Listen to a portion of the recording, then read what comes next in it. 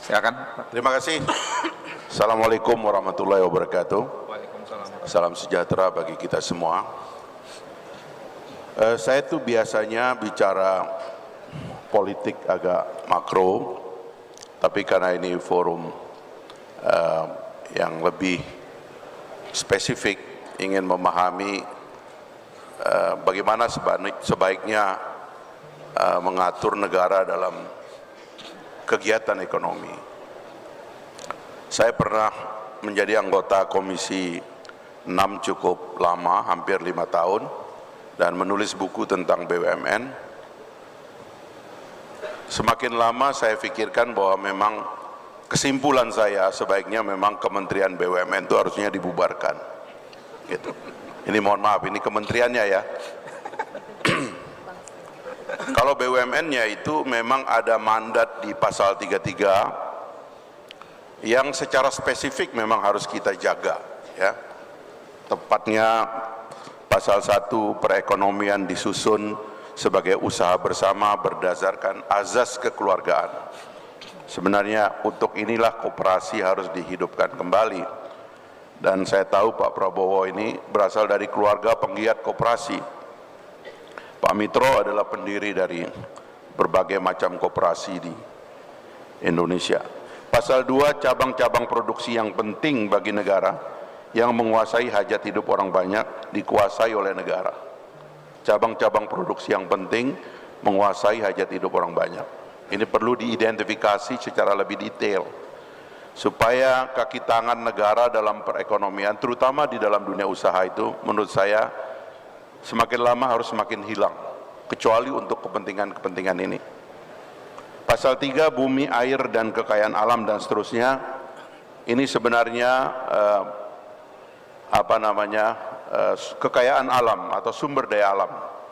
Karena kalau sumber daya alam itu dilepas eksploitasinya kepada swasta, dikhawatirkan pengawasannya itu akan berbahaya bagi kesehatan lingkungan kita sendiri. Tapi sekali lagi negara juga harus mengatur supaya dia jangan bersaing dengan swasta di dalam pengelolaan sumber daya alam. Kalau swasta diberikan tempat, jangan tempat itu yang redundant dengan fungsi swasta di dalamnya. Lalu yang keempat, pasal 4 perekonomian dan seterusnya itu. Jadi saya menyimpulkan bahwa yang paling bahaya dari kehadiran BUMN itu atau Kementerian BUMN adalah mengirimkan sinyal ganda kepada market bahwa di dalam market kita itu sebenarnya tidak ada yang fair. Karena sebagian dari pemainnya itu nebeng dan mendompleng kepada negara. Dan dia nebengnya macam-macam, mendomplengnya macam-macam. Karena itulah saya berkesimpulan bahwa amankan pasal-pasal yang dimandatkan oleh konstitusi, sumber daya alam, hajat hidup orang banyak, industri strategis, itu saja yang kita amankan menjadi satu badan ya, atau menjadi satu pengelolaan yang tersendiri. Dan tapi saya usulkan itu untungnya itu tidak dihitung sebagai profit, tapi dana abadi yang suatu hari digunakan oleh negara untuk melakukan stimulan kepada industri, supaya kemudian industri itu mengenal apa yang disebut dengan kekayaan negara yang dipisahkan. Sebab kesulitan BUMN selama ini adalah kalau kekayaan negaranya tidak dipisahkan, dia menjadi alat permainan daripada penegakan hukum, yang apabila dia untung dia tidak dihargai, tetapi kalau dia rugi disebut merugikan kekayaan negara dan masuk penjara gitu. Nah, hal-hal ini sebenarnya harus mulai dihilangkan dan diakhiri ya.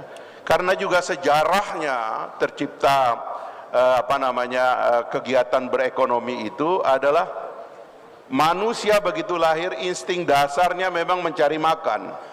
Semua orang lahir itu ingin cari makan. Karena itulah setelah lahir manusia yang nanti menjadi rakyat dalam definisi politik, yang pertama, institusi sosial pertama lahir itu adalah pasar.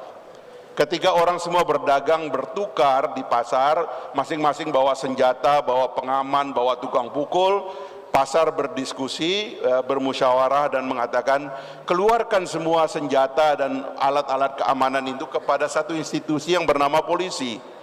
Lahirlah polis, polis itu artinya kota, dan kota itulah nanti menjadi cikal bakal negara.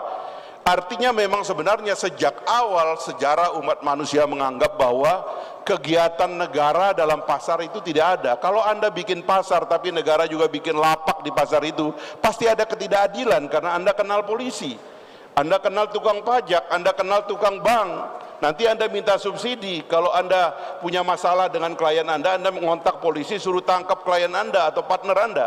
Itu merusak di dalam iklim usaha kita. Nah dari situlah kemudian menurut saya ke depan itu kalau kita mau menggiatkan dinamika pasar ini, hilangkan sinyal ganda keterlibatan negara di dalam permainan pasar. Saya membaca agak lama Pak Prabowo, yang saya tangkap juga dan harus kita perbaiki ke depan adalah hari ini harus berbeda dengan pemerintahan yang akan datang dalam hal negara tidak boleh mengirim sinyal ganda kepada pasar. Gagalnya konsolidasi negara saya lihat selama ini membuat pasar itu kebingungan. Terlalu banyak sumber otoritas. Kalau ngurus izin terlalu sulit. Di tengah jalan muncul backing-backing dari power holder di belakang layar. Sekarang ini kita punya presiden yang mudah-mudahan sepertinya akan menjadi presiden yang kuat dalam pengertian presiden ini kita harus jaga supaya dia mengirim sinyal kepada pasar bahwa tidak banyak pemain-pemain politik di dalam negara, sehingga ketika pasar mau bersikap, mengambil keputusan, mengambil resiko, dia tidak takut karena sumbernya itu lebih pasti. Kemarin banyak ketidakpastian, mohon maaf saja, di lembaga legislatif lobis-lobisnya terlalu banyak dan lobis-lobis itu masuk pasar, apalagi kalau BUMN. Saya dulu kalau rapat BUMN di Komisi 6 itu dipanggil BUMN-nya itu kayak rapat pemegang saham. Dan repotnya adalah anggota-anggota dewan itu bawa kontraktor-kontraktor yang kalau kalah tender ngamuknya di ruang sidang. Ini kan kasihan BUMN-nya juga, kasihan swastanya juga gitu. Yang kedua di Kamar Judikatif juga demikian. Sistem hukum kita ini kacau. Ya, banding sana, banding sini, PK1, PK2, tidak ada kepastian. Saya melaporkan kepada Pak Jokowi langsung, ini ada proyek mangkrak sekian belas tahun Pak, sekian puluh tahun, dia sampai kaget. Sanderanya di mana? Di pengadilan. Ini mesti dikonsolidasi. Nah lebih-lebih lagi yang tidak boleh mengirim sinyal berbeda adalah di kamar eksekutif, sebab kebanyakan para pengusaha, para pemain di pasar berhubungan dengan eksekutif. Tidak boleh lagi eksekutif itu mengirim dua sinyal. Ini presidensialisme di negara kesatuan. Yang diberi power oleh rakyat itu cuma satu orang, bahkan wakilnya disebut wakil yang difungsikan kalau mau difungsikan. Karena itulah presiden kita ini harus menjadi sumber power. Mereka-mereka yang terbiasa main di lingkar kekuasaan eksekutif dari belakang, hentikan dari sekarang. Partai politik misalnya, saya mohon maaf, nanti teman-teman nih kalau yang jadi menteri dan sebagainya, ya dia punya partai politik, bosnya ketua umumnya. Lalu kemudian dalam kabinet muncul dua permainan. Ada satu yang loyalnya hanya kepada presiden, tapi ada yang mengatakan saya mohon maaf, bos saya di sini dua. Saya juga harus melayani ketua umum saya dan ketua umum saya punya pasukan di dewan yang saya harus layani.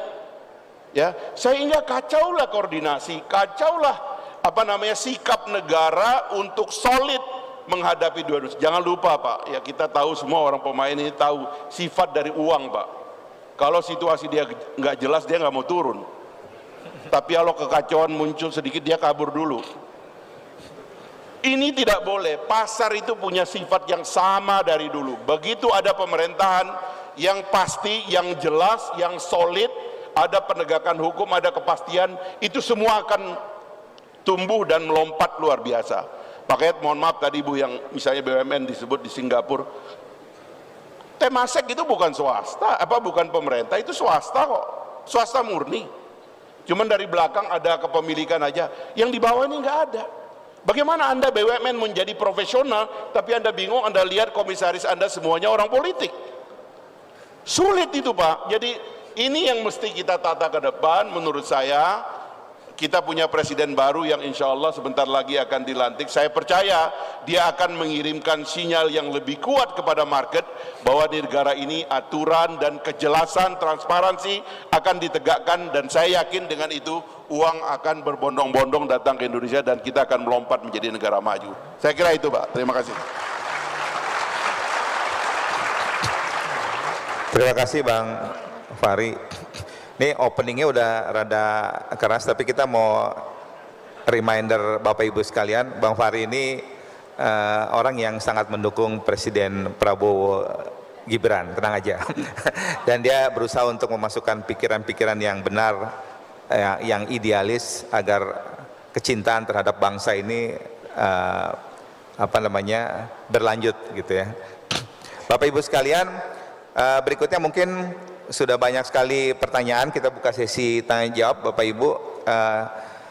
Ini ada satu dari Nabil Abdul Karim, mungkin ke Pak Kres, bagaimana peran pemerintah healthcare di Indonesia supaya mampu bersaing di tanah Southeast Asia sehingga mampu mensejahterakan semua rakyatnya serta membangun SDM bagi healthcare di Indonesia. Silakan. Terima kasih Pak. Terima kasih Pak Aryo. Pertanyaan sangat menarik ya. Kalau saya lihat begini, kalau kita bicara 10 tahun yang lalu ya, orang bicaranya WTO ya kan, lebih ke arah yang namanya world trading ya. Tapi sekarang dengan adanya COVID, saya ngelihat role atau peran regional itu penting sekali. Jadi saya ngelihat bahwa ASEAN ini suatu pasar yang cukup besar. Totalnya ada 600 juta penduduk, Pak. Nah, bagaimana istilahnya ada beberapa aktivitas yang harus dikerjakan adalah kerjasama atau kolaborasi antara pemerintah dalam ASEAN dan juga para swasta yang ada di ASEAN. Terutama kalau ada pandemi lagi. Kalau sampai ada pandemi lagi, bagaimana kolaborasi antar ASEAN ini bisa ditingkatkan? Karena kalau kita lihat kemarin waktu dengan ada COVID, masing-masing negara tuh rebutan misalnya vaksin sendiri-sendiri. Nah, sekarang ini paling tidak di Indonesia perusahaan vaksin sudah mulai banyak ya.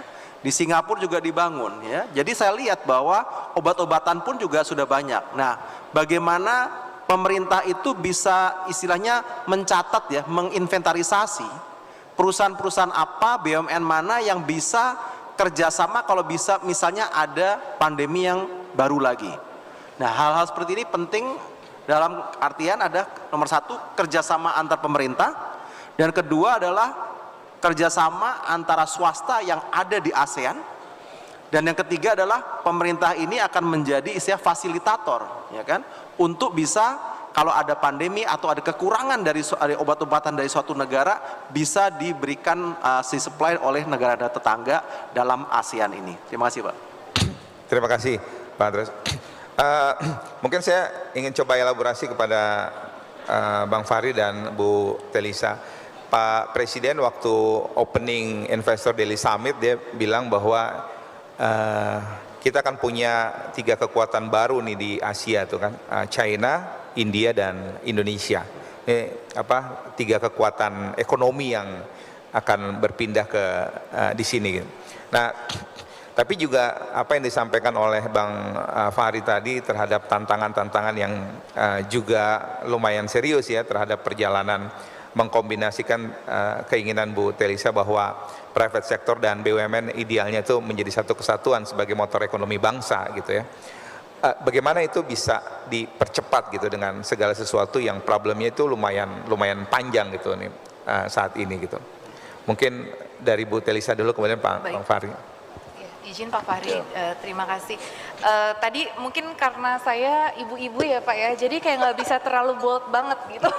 Kalau Pak Fahri kan tadi memang backgroundnya ya, karena saya dilatih di kampus ya, jadi artinya menyampaikan ya dari riset aja secara yang ini ya, tapi benar sekali apa yang disampaikan bahwa pasti ada masalah ya dari sisi BUMN tadi yang disampaikan oleh Bang Fahri, kita banyak kekurangan dan sebagainya. Tapi kalau saya melihat sebagai akademisi ya, apa yang dilakukan pemerintah Indonesia itu sebetulnya di era yang sebelum yang ini ya, maksudnya yang akan segera berakhir ini itu sudah ada improvement. Tapi tadi masalah bahwa BUMN itu dari dulu ya, guru-guru saya juga suka bilang BUMN itu dibubarkan gitu. Di kampus juga suka ada yang bilang seperti itu karena membebani negara dan sebagainya. Tapi setelah saya lihat lagi bahwa dalam beberapa hal itu nggak sepenuhnya ya, artinya bahwa tetap ada peran. Ketika saya merasakan banget ketika kasus minyak goreng misalkan, jadi dengan adanya kenapa ada PALMCO, karena begitu itu semua diserahkan 100% ke swasta, kita lihat minyak goreng kita kan hancur juga kemarin kalau nggak ada kontrol sama sekali dari negara di situ, karena minyak goreng menyangkut hajat hidup orang banyak tadi misalkan. Nah, negara harus hadir tuh di situ, ada market failure, ada government failure.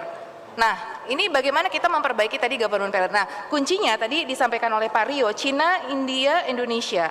Nah, tadi disampaikan bahwa Cina itu kan negara yang centralized ya, mereka satu komando.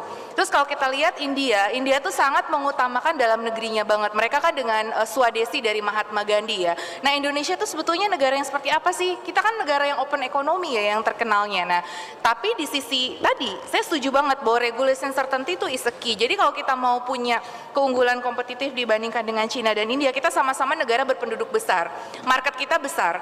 Nah, yang pertama regulation certainty, saya setuju banget bahwa kita tidak boleh memberikan signal distortion kepada pasar dan lain sebagainya. Tapi saya yakin itu masih bisa win-win solution itu masih ada. Nah, yang penting tuh regulation certainty, terus kemudian juga leadership ya. Apa keunggulan kita dibandingkan dengan Cina dan India? Ya mereka kan dari sisi demokratis ya, sepertinya Indonesia tuh relatif demokratis dibandingkan ya, kita lebih bebas berpendapat, kita bukan negara komunis gitu kan, jadi kita juga nggak pure hanya mengandalkan kepada ekonomi domestik, kita terbuka dengan kerjasama dengan luar negeri juga, kita tidak menafikan itu, tapi kita tetap membangun dari sisi kepentingan nasional kita. Nah, kemudian untuk membangun tadi, Cina India itu negara-negara yang bisa tumbuh di atas 7%, 8%. Nah, seperti target sekarang pemerintah, saya baru rilis riset terkait dengan bagaimana Indonesia bisa growth 8%. Selama kita yakin pertumbuhan kredit kita bisa tumbuh 18 dibandingkan rata-rata kita yang 14. Investasi kita bisa tumbuh 8% yang dibandingkan sekarang rata-rata historis kita 6%. Government spending bisa 8% yang rata-rata 6%. Jadi semuanya tuh sebetulnya bisa kalau secara simulasi ya, tapi bagaimana mencapai itu semua, tadi mengharmoniskan antara BUMN swasta. Kita kan juga mungkin pendekatannya apakah Big Bang, reformasi, atau pendekatannya itu evolusioner. Apakah kita akan Big Bang nanti? Nah itu yang kita tunggu ya dari pemerintahan yang akan datang. Apakah akan diacak semua secara reformasi yang besar-besaran, atau kita mulai dari hal-hal kecil yang kita benahi kemudian nanti menjadi besar. Nah itu nanti yang kita tunggu sih pendekatannya seperti apa. Kalau kita bermimpi tadi menjadi players yang punya competitiveness dibandingkan dengan China dan India, seperti itu. Terima kasih. Mungkin tambahan dari Bang Fahri, jadi nggak cuma BUMN aja juga Bang, mungkin private sector juga, karena ini kan kita bicara private sector dan BUMN, karena juga banyak private sector juga nitip juga di politik nih kan untuk bisa mempengaruhi. Nah itu mungkin kedua-duanya gimana kita memanfaatkan competitiveness ini gitu. Kita merdeka di tengah pertarungan negara-negara besar. Waktu para pendiri bangsa kita merumuskan konstitusi, ada satu quote yang sangat menarik dari Bung Hatta. Beliau mengatakan Indonesia terlalu besar untuk menjadi embel-embel. Lebih baik saya melihat Indonesia tenggelam di dasar lautan daripada menjadi bangsa embel-embel. Jadi karena itulah kemudian waktu merumuskan pasal 33 itu seperti kata beliau, kita mendayung di antara dua karang. Ini ada kapitalisme, ini ada komunisme, sosialisme, ini ada demokrasi liberal, ada demokrasi otoritarian. Tapi hari ini memang ada godaan untuk melihat bahwa China yang merdeka sama dengan kita, itu pendapatan per kapitanya sudah sekitar 17.000 US dollar. Negara-negara yang merdeka dengan kita sama, Korea Selatan, Malaysia, kita apalagi membandingkan dengan Taiwan, Singapura dan lain-lain, itu sudah jauh di atas kita. Sementara kita ini masih, tadi Pak Jokowi waktu pidato di sini dia katakan per kapita income kita sekarang 5.006 kalau tidak salah beliau mengatakan itu US dollar per kapita. Jadi ini akhirnya ada godaan, mau ikut yang mana? Menurut saya negara ini terlalu besar memang untuk menjadi negara, untuk menjadi embel-embel. Karena itu kita harus mengirim sinyal yang kuat tentang pilihan kita. Sederhana sebenarnya, perbaiki cara kita membuat regulasi. Satu negara yang mau maju adalah negara yang regulasinya the best yang ada di dunia ini. Once you have the best regulation, automatically kita akan punya negara yang baik, kita akan punya pemerintahan yang baik, dan nanti memang di sisi lainnya enforcementnya juga. Dalam ekonomi juga demikian. Yang kedua adalah ya alat-alat stimulan yang biasa untuk mengatasi kegagalan pasar dan sebagainya. Dua ini saja yang kita lakoni, tapi jangan banyak yang lain. Sekarang ini sepertinya confused karena terlalu banyak pemain, kemudian sinyalnya banyak, sinyalnya kacau ya, termasuk menurut saya kita harus menghentikan peran ganda BUMN sebagai bagian dari, mohon maaf, akomodasi politik. Itu mengacaukan sinyal kepada pasar, itu mengacaukan sinyal kepada industri kita dan investasi kita. Nah, ke depan dengan memberikan kekuatan kepada, kan begini, Pak Prabowo itu kan cuma punya dua. Kalau kita baca seluruh buku yang ditulis oleh Pak Prabowo, maunya kan cuma dua. Satu, dia bilang mengatasi kebocoran, ini pikiran lama dari Pak Mitro dulu tahun 91, pidato di depan IC di Surabaya, dia mengatakan APBN bocor. Sekarang bocor tuh banyak, ada bocor di mineral, ada bocor di APBN, ada bocor juga di pajak, teks, bea cukai dan sebagainya. Ini kita bereskan, ini dengan digitalisasi, kita harus menuju negara digital. Peluang kita untuk nyopet-nyopet dalam negara ini, baik sebagai pejabat publik maupun sebagai apapun, sebagai pengusaha, harus mulai kita hentikan. Kita harus tobat sekarang, karena kalau kita ini mengizinkan diri kita untuk menggunakan kelemahan sistem ini untuk melubanginya, ya rusak semuanya gitu. Itu satu, kata Pak Prabowo, akhiri kebocoran. Dari akhir kebocoran ini saya akan dapat uang banyak, kata beliau, akhiri ketimpangan. Ketimpangan ini menganga, Pak. Tidak ada negara yang bisa bertahan lama kalau ketimpangannya membesar. Makanya beliau bilang paling tidak dua yang saya tangkap, kasih makan tuh kepada anak-anak supaya gizi itu sama. Jangan kita lihat di Indonesia hari ini masih ada orang yang kekurangan gizi, stunting di mana-mana, tapi ada orang sekolah di luar negeri, hidupnya begitu hebat. Kayak kita ini adalah dua negara yang terpecah. Ini mesti diakhiri, karena itu cukupkan itu dulu. Supply kepada gizi anak-anak Indonesia harus sama, supaya orang-orang kampung, kayak saya termasuk saya nih Pak, saya lahir di kampung di Sumbawa, dalam keadaan tidak ada listrik, mungkin mirip dengan Bahlil itu, tapi mungkin Bahlil lebih kacau daerahnya mungkin. Tapi kira-kira sama, nggak bisa kita orang yang dari jauh ini kemudian merasa tidak punya harapan di sini. Alhamdulillah Pak Jokowi sudah pindahkan ibu kota ke tengah. Ini isyarat bahwa kita akan berlaku adil kepada seluruh rakyat Indonesia. Jadi kebijakan memberi makan kepada anak-anak Indonesia ini kebijakan yang mengadilkan pada tingkat pertama pasokan gizi kepada anak-anak kita. Yang kedua, Pak Prabowo mau kasih rumah, mau menghidupkan ini industri developer ini 3 juta rumah, 2 juta di desa, 1 juta di kota. Karena kita lihat rakyat kita masih hidup di tempat-tempat kumuh, masih hidup di shelter-shelter, masih di gubuk-gubuk. Bagaimana orang mau berpikir sehat, mau menghindari yang kotor kalau di rumahnya tidak ada dapur, tidak ada toilet, orang buang air masih di hutan-hutan. Ini harus diakhiri. Dan nggak usah bilang tunggu dia dapat gaji, slip gajinya kita pakai nyicil, omong kosong, itu kita mesti akhiri Pak. Dan itu adalah tugas negara, dan negara harus acting di situ supaya mulai kelihatan Indonesia ini ada keadilan di dalamnya. Saya kira dengan dua cita-cita besar tadi itu ya, dan momentum-momentum nasional lain yang sepertinya untuk pertama sepanjang sejarah ini baik sekali, saya percaya Indonesia sedang menemukan momentumnya untuk menjadi negara besar. Saya kira itu. Terima kasih.